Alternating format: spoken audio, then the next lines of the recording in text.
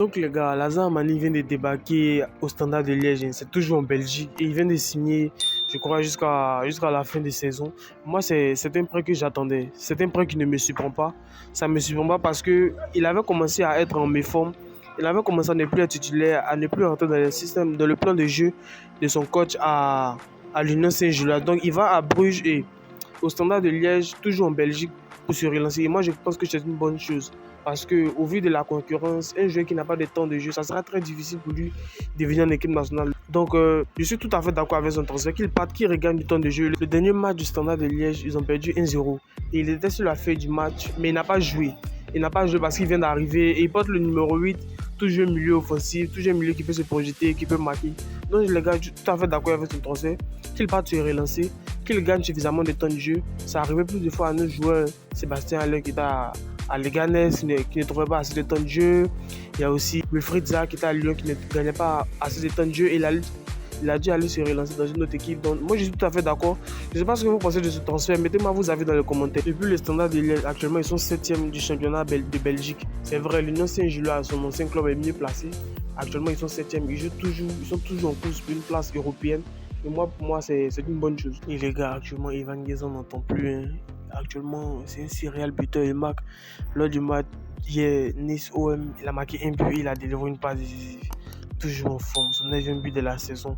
Et je crois sa 5e passe décisive de la saison. Donc actuellement, il marche sur l'eau. Il est titulaire indiscutable. Mais je ne sais pas, Jérémy Boga n'a pas joué la rencontre.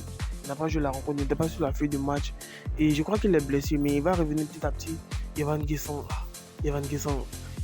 il est en train de nous prouver qu'on doit lui faire confiance. Et moi, c'est ce que je comprends par ses prestations. C'est vrai, ses derniers matchs avec les éléphants n'étaient pas du tout réussis, on va se le dire. Mais actuellement, il est en train de nous prouver qu'on peut lui redonner sa chance. Si on lui redonne sa chance, il y a bien de choses qui peuvent se passer. Si on lui redonne sa chance, il peut être buteur, il peut être désiré. On rappelle qu'il n'a toujours pas marqué avec les éléphants.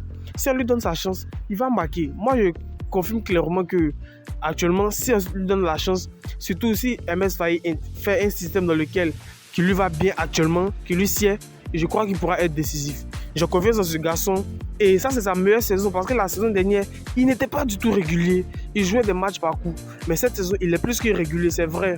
Nice est éliminé actuellement en Europa League, mais ils sont toujours en course pour une place européenne la saison prochaine. Donc ça va élever son niveau de jeu et il a échoué en Ligue Europa. Ça sera une expérience pour lui et il va se relever. Et lors de la saison prochaine, lorsqu'ils seront qualifiés pour une compétition européenne, il aura acquis cette expérience-là qu'il pourra venir, n'est-ce pas, bénéficier, qu'il pourra venir, n'est-ce pas, montrer ça sur le terrain en marquant des buts et en qualifiant son club. Donc les gars, moi je crois toujours Ivan Ghezo. C'est vrai que lorsqu'il a fait des matchs, j'étais contre lui, je ne voulais pas, je me disais mais quel est ce joueur-là? Mais petit à petit, il commence à remonter. Et c'est de bonnes choses. Donc les gars, c'était une petite vidéo rapide. Hein. Aujourd'hui, il y a le tirage au sort de la prochaine CAN, la CAN Maroc 2025. C'est aujourd'hui qu'on fait le tirage pour savoir quels sont les poules, quels sont les groupes qui vont évoluer ensemble dans le même tableau. Et je ferai une vidéo sur ça. Donnez-moi vos avis dans les commentaires. Qu'est-ce que vous pensez de Lazare Mani et qu'est-ce que vous pensez d'Ivan Ghezo? Allez, on se retrouve pour une prochaine vidéo. Peace out.